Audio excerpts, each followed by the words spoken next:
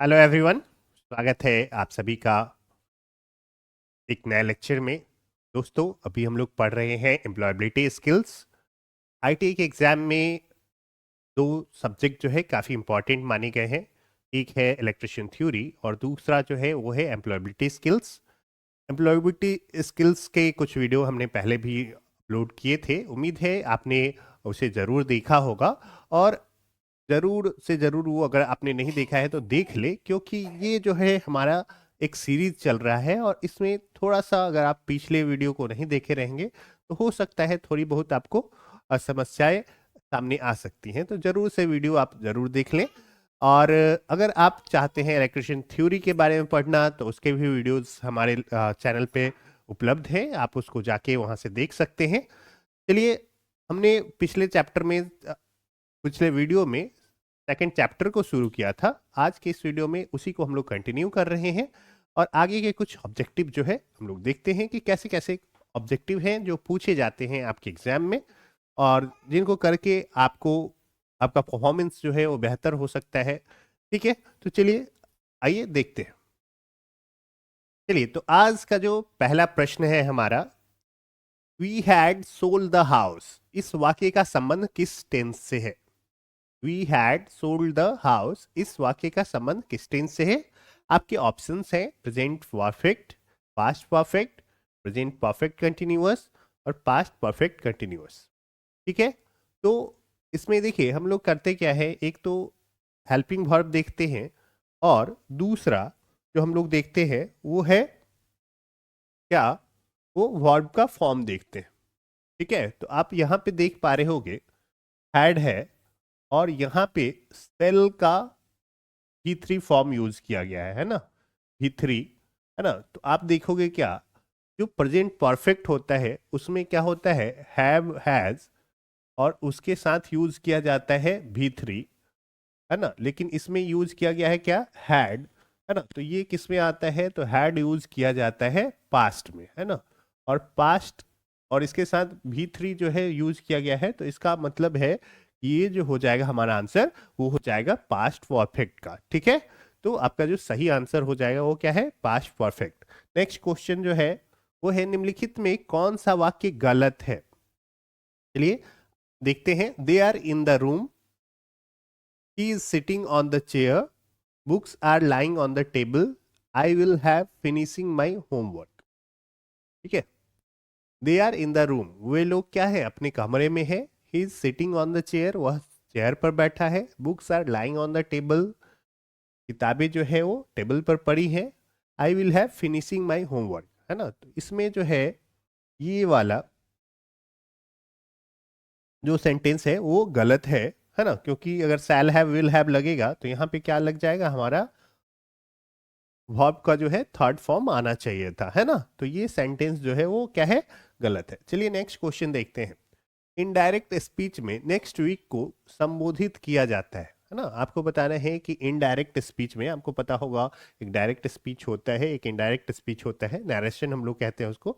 उसमें next week को संबोधित किया जाता है किस वर्ड से, previous week, following week, extra week, before week, है ना। तो इसमें नेक्स्ट वीक को हम लोग यूज करते हैं इसके बदले में फॉलोइंग वीक। ठीक है, तो आपके ऑप्शन जो है बी, ये सही आंसर हो जाएगा।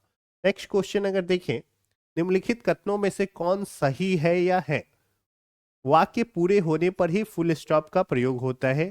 चलिए, तो ये क्या है, ये तो सही है कि वाक्य पूर्ण होने पर फुल स्टॉप का प्रयोग होता है। हालांकि ही यहाँ पे लिखा हुआ है, तो यहाँ पे इस ही जो है वो डाउट हम लोग को उत्पन्न कर रहा है। एब्रीविएशन में भी फुल स्टॉप का उपयोग होता है ना। जैसे एब्रीविएशन का मतलब क्या होता है, जैसे BA लिख रहे हैं ना, तो इसको हम लोग क्या कहेंगे, एब्रीविएशन, है ना। बैचलर ऑफ आर्ट्स को शॉर्टकट में ऐसे, है ना। किसी व्यक्ति के नाम को एब्रीविएट करने रूप में लिखने में फुल स्टॉप का उपयोग होता है, तो ऐसा भी होता है ना।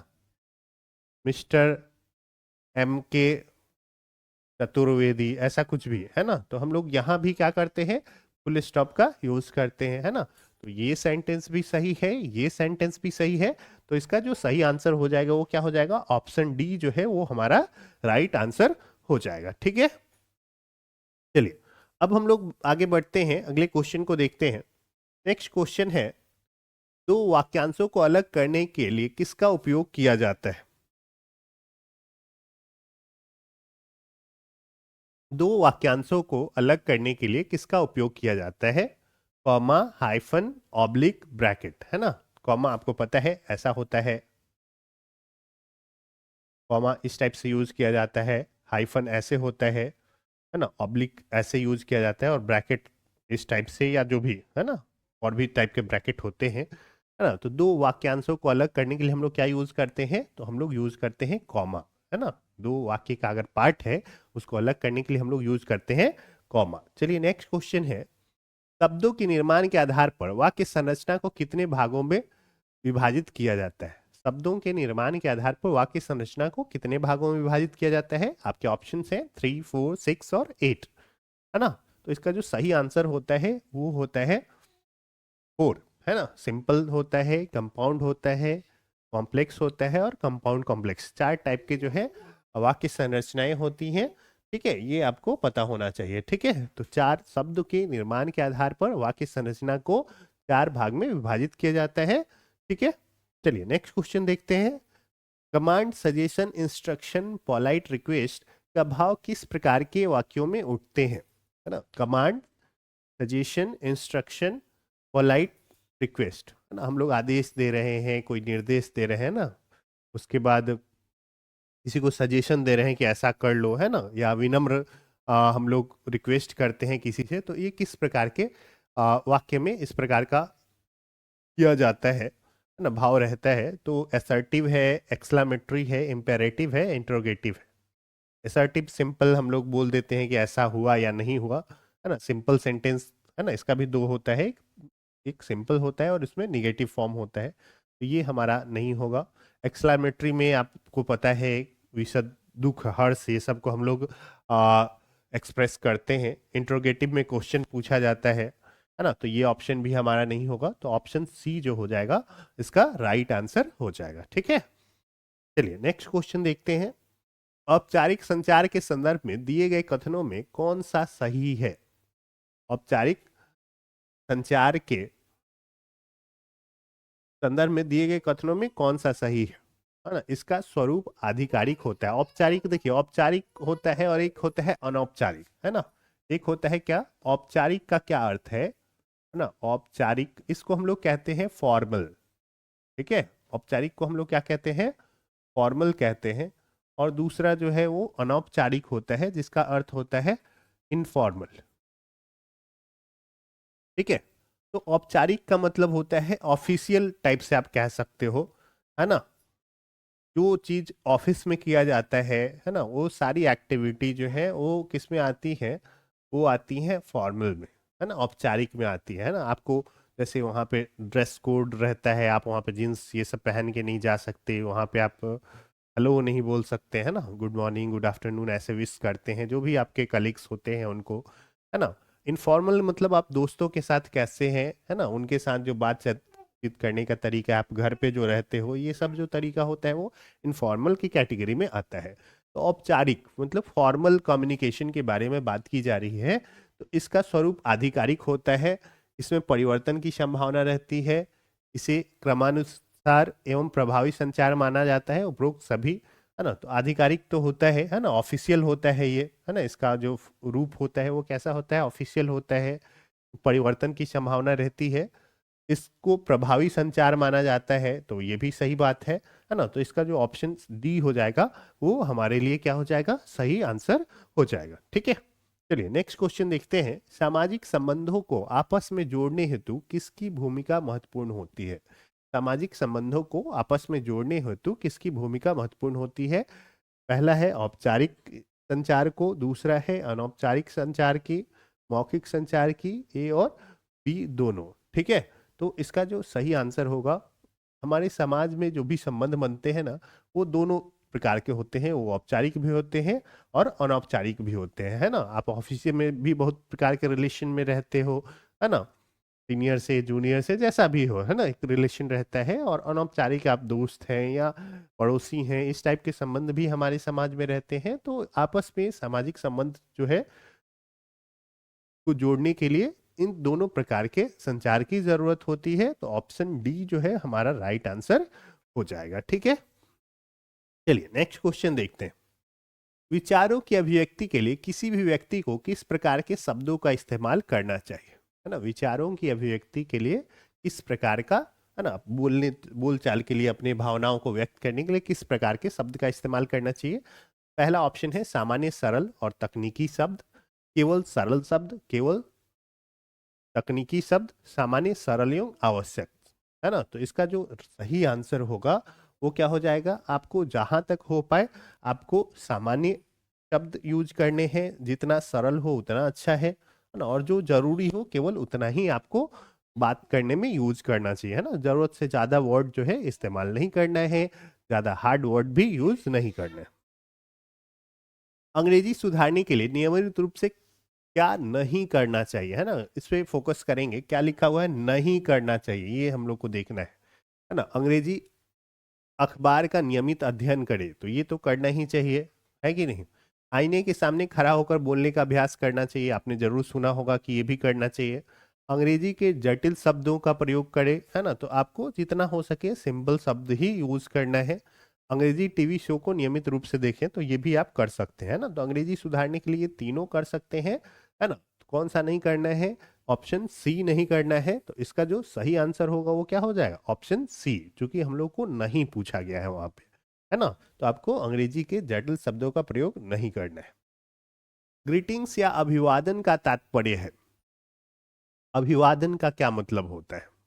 ठीक है, तो पहला है आपका ऑप्शन क्या है, औपचारिक अभिवादन, अनौपचारिक अभिवादन, ए और बी दोनों, और मानवीय अभिवादन, है ना। तो ग्रीटिंग जो आता है ना, good morning, good afternoon, good evening, ऐसा जो भी होता है, ये सब हम लोग किस में रखते हैं, उसको औपचारिक अभिवादन में रखा जाता है ना। ग्रीटिंग या अभिवादन को औपचारिक अभिवादन में रखा जाता है।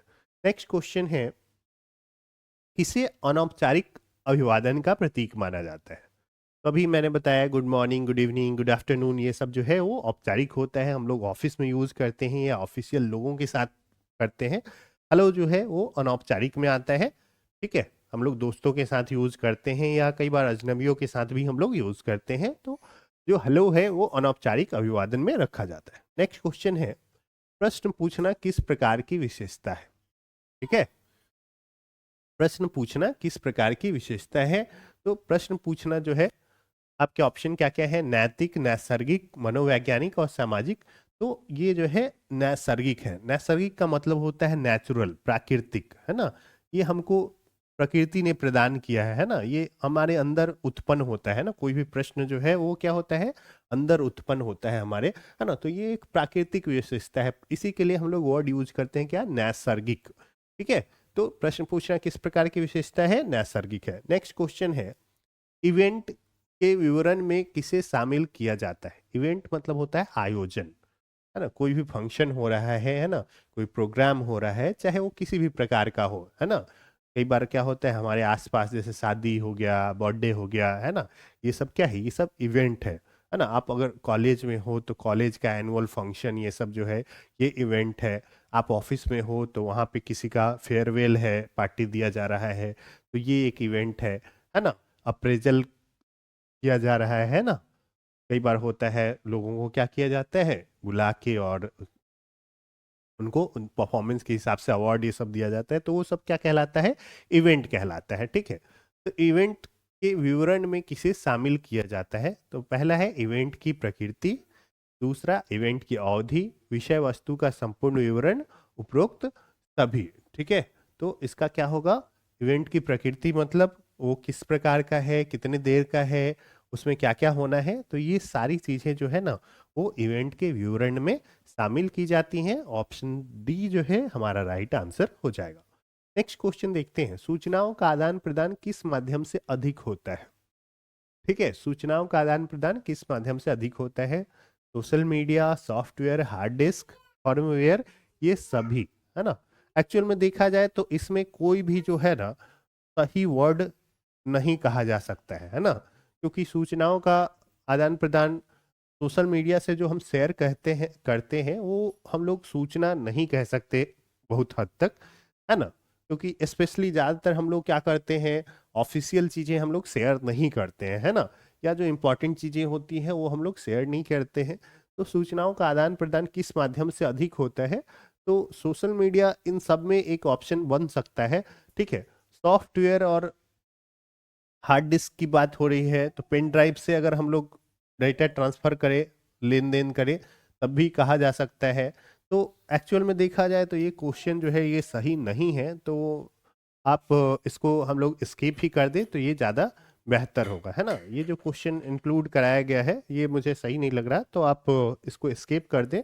अगर आप ऐसे ट्राई करना चाहें, अगर आपसे ये क्वेश्चन पूछ लिया जाए तो ऑप्शन डी जो है हमारा राइट आंसर हो जाएगा। ठीक है, कुछ हद तक ठीक है, लेकिन ये एक्चुअल में ये सही क्वेश्चन नहीं माना जाएगा। सूचनाओं के नियमित शेयरिंग करने से कौन से सकारात्मक पहलू नजर आते हैं? सूचनाओं के नियमित शेयरिंग करने से कौन से सकारात्मक पहलू नजर आते हैं ना, लगातार आप इंफॉर्मेशन देते रह रहे हो, है ना, शेयर किया जा रहा है, तो इससे क्या फायदा होगा, है ना, पॉजिटिव क्या एस्पेक्ट है, ये हम लोग को बताना है।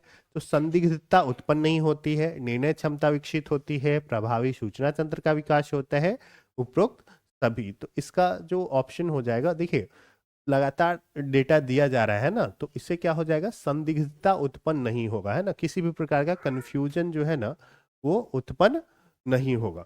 ठीक है, उसके अलावा देखिएगा निर्णय क्षमता अगर हम लोग बात करें तो ये भी नहीं होगा, आसानी से क्या हो जाएगा, अगर आपके पास डेटा रहेगा तो आप आसानी से उससे रिलेटेड निर्णय ले सकते हैं, और हमारे पास एक अच्छा सूचना तंत्र का विकास होगा। तो इसका जो राइट आंसर हो जाएगा वो हो जाएगा क्या, उपरोक्त सभी।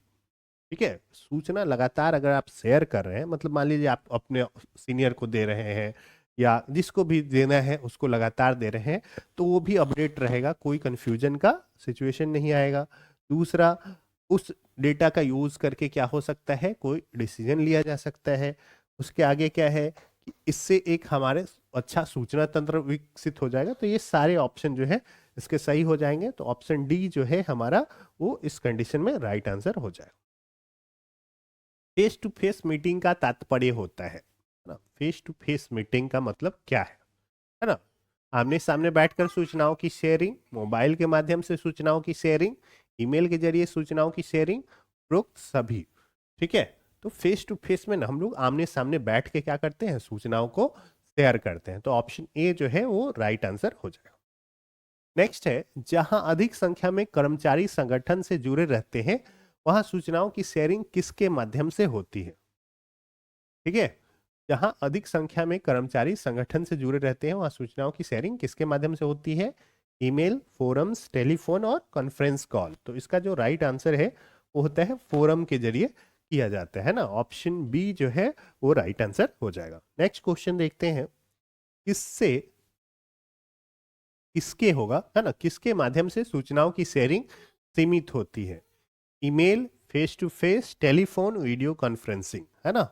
तो जैसा आप देख रहे हो आजकल ज्यादातर जो सूचना शेयर होता है वो ईमेल से होता है, आमने सामने भी होता है, वीडियो कॉन्फ्रेंस के जरिए भी होता है, टेलीफोन के जरिए अभी जो है बहुत ज्यादा सूचना शेयर नहीं किया जाता है ना।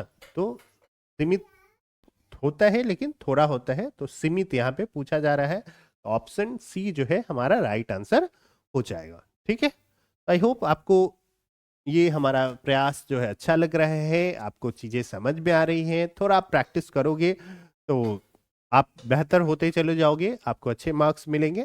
तो जरूर से जरूर इसका प्रैक्टिस कर लीजिएगा, और अगर आपने हमारे चैनल को सब्सक्राइब नहीं किया है तो जरूर से जरूर सब्सक्राइब कर लीजिएगा, और बेल नोटिफिकेशन भी ऑन कर लीजिएगा। ठीक है, तो चलिए इस वीडियो को देखने के लिए आप सभी का धन्यवाद। मिलते हैं आपसे अगले वीडियो लेक्चर में।